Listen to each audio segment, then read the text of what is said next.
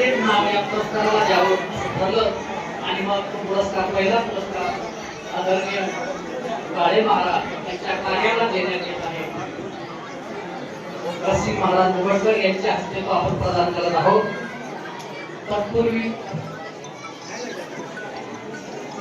असताना या पुरस्कारामध्ये वाचन आहे. सन्मान होईल.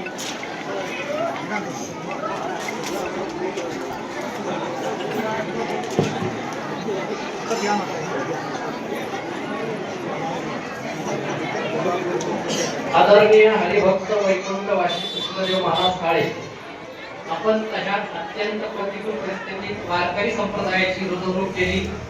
महाराष्ट्रातील विविध भागातून ही संत परंपरा संवर्धित करून वृद्धिंगत केली.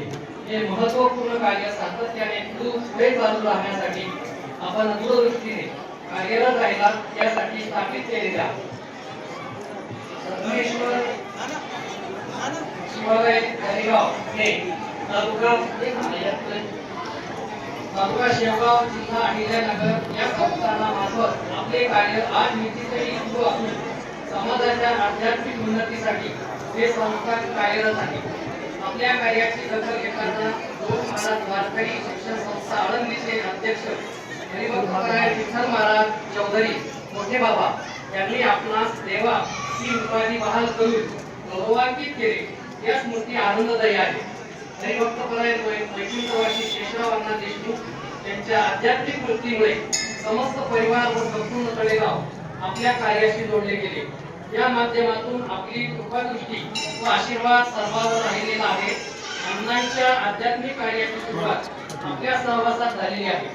या कृतज्ञतेपोटी त्यांच्या स्मृती जतन करताना संत तुकोबाराय राज्य पुरस्कार 2026 आपल्या कार्यात समर्पित करून ही सेवा अनुभव प्रतिष्ठानच्या वतीने सुरू करत आहोत.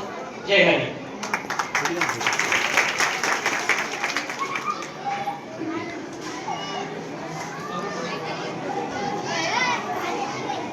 महाराजांना दिसू थांबा थांबा थांबा. महाराजांना समोर पहा म्हणा. महाराजांना समोर पहा म्हणा. ते दबा लागले त्यांना त्यांना इकडे घ्या.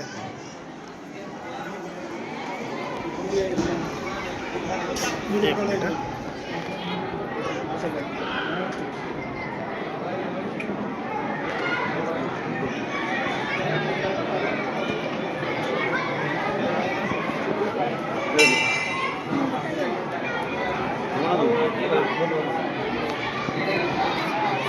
हा अनुभव प्रतिष्ठानच्या द्वारे दिलेला जो पुरस्कार आहे तो जरीही कृष्णदेव बाबांच्या वतीने मला दिलेला असला तरी हा पुरस्कार मला माझा नसून श्री गुरु कृष्णदेव बाबाचा आहे.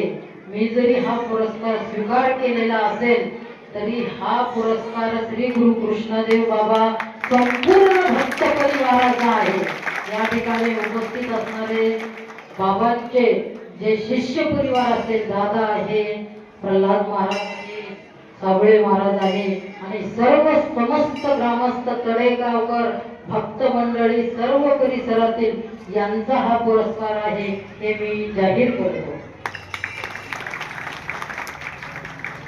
आता सरपंच साहेब बोलतील.